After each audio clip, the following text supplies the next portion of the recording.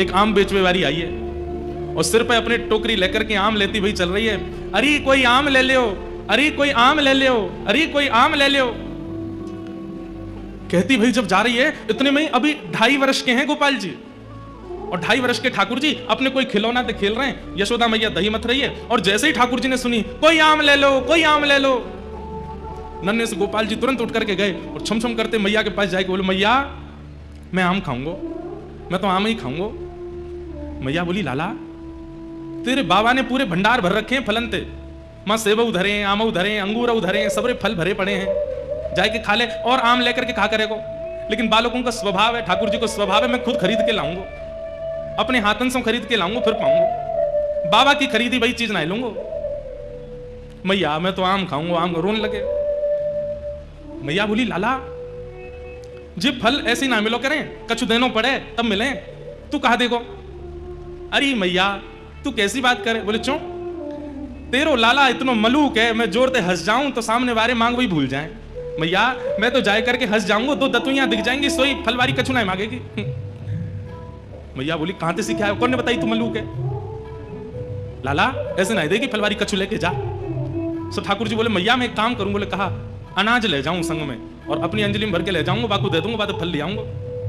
So next से गोपाल जी 2.5 साल के अपने दोनों हस्त कमल को अंजलि बनाए करके और वहां में ऐसे अनाज भर लें, गेहूं भर लें और ठाकुर जी अब जा रहे हैं फल लेवे के काज। अब हमारी तरह विवेकी थोड़ी है जो धीमे धीमे जाए, ठाकुर जी तो उछल कूद करते हुए जा रहे हैं, ऐसे लेके जा रहे हैं, यूं भी नहीं कि बाकू ऐसे दबा ले।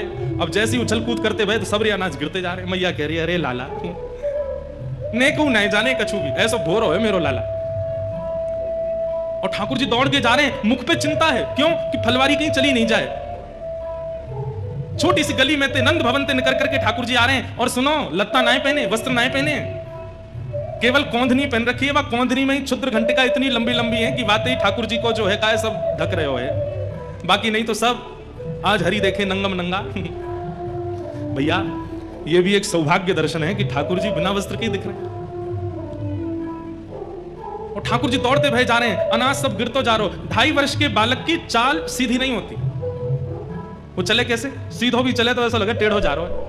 तो कभी ठाकुर जी यूं जावे, कभी यूं जावे, कभी यूं जावे। ललित गति विलास बल गुहास प्रणय निरीक्षण कल्पितो मान। इतने में ही वो फल बेचने वाली अपने सिर पर टोकरी रखे, अरे कोई आम ले लो, कोई आम ले लो, मीठे रसीले आम ले लो। कहती भाई जैसे ही आई और वाकई गलती से दृष्टि पड़ गई, वह गली में जा गली थे नंद भवन थे, ठाकुर जी अनाज लेके दौड़ते हुए आ रहे हैं और जैसे ही देखी है ठाकुर जी की सूरत, भूल गई सब सुध। ठाकुर जी की रूप कांति कैसी है?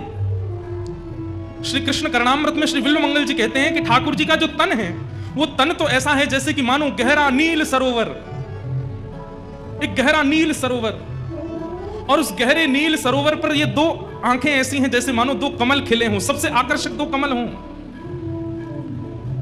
और कभी कभी ठाकुर जी दौड़ भाग करें तो ठाकुर जी के गाल भी गुलाबी गुलाबी है जाए तो ऐसा लगे 2 कमल ऊपर और 2 कमल नीचे प्रकट है गए।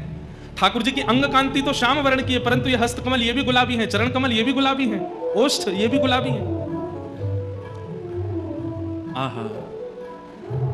और बीच बीच में जो स्वर्ण के आभूषण मैया ने पहनाए हैं वो ऐसा लगे कि स्वर्ण कि कोई नील सरोवर में कोई ने दीप दान किया हो, तो सुंदर सुंदर सुंदर सुंदर दीप वह सरोवर में मचल रहे हैं। तो ऐसे ठाकुर जी की रूप कांति पर मानो जैसे स्वर्ण के आभूषण लगते हैं।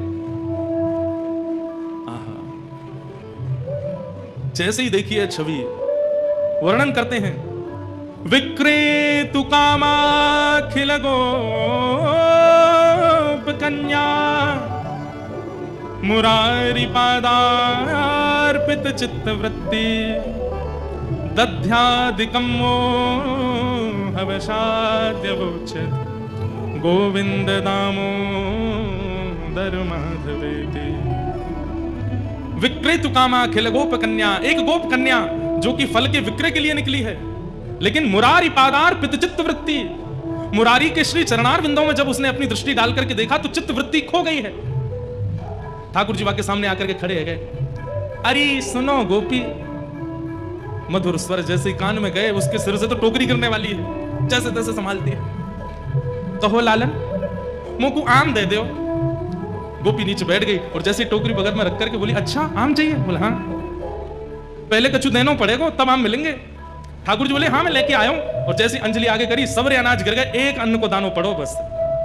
ठाकुर जी कह रहे जे बचो है। अरे सबरे गोपी गिर गए रास्ता में, अब तुम याते जितनो मिल जाए उतनो दे दो। एक अन्न को दानो है और बाकू ठाकुर जी कह रहे हैं कि याते जितनो मिल जाएगा आम उतने दे दो। गोपी के नेत्र सजल हो गए, वो तो मुख कांति देख रही है, ठाकुर जी की मधुर बैन सुन रही है, नेत्रों में ही उसकी स्थिति है। गोपी बोली अच्छा या के बदले जितनों मिलेगा उतना दे दूं? बोले हाँ दे दो। गोपी ने कही लाओ दो। जैसे गोपी ने हाथ कियो, ठाकुर जी ने एक अन्न को दानो के हाथ में दियो, गोपी ने संभाल करके धर लियो।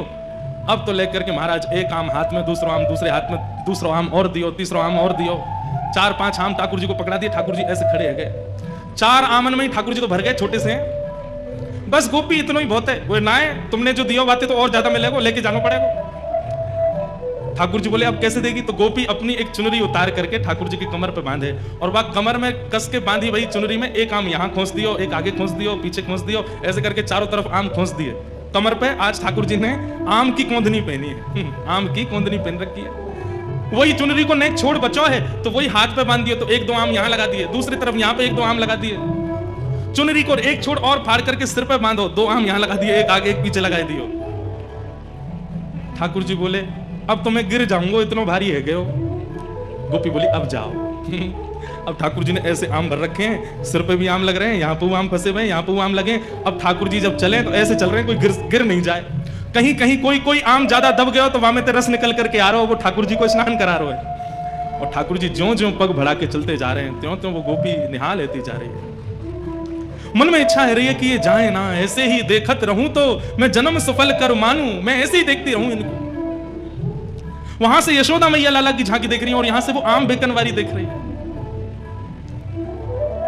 ठाकुर जी की छवि देख करके निहाल है गई और जैसे ही सिर पर आम की टोकरी लेकर के निकली है, पहले तो कह रही आम ले लो, लेकिन अब रास्ता में कहती जा रही है अरे कोई गोपाल ले लो, अरे कोई गोविंद ले लो, अरे कोई घनश्याम ले लो, अरे कोई लाला ले लो, अरे कोई कृष्ण ले लो।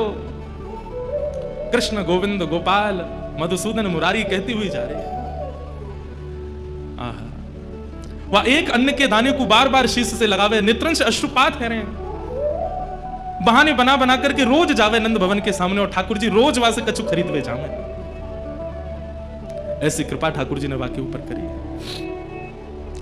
विक्रेतु कामा खेल गोप कन्या, मुरारी पादार्पित चित्त वृत्ति, दध्यादिकं मोह वशाद्य वोच्य, गोविंद दामोदर माधवेति।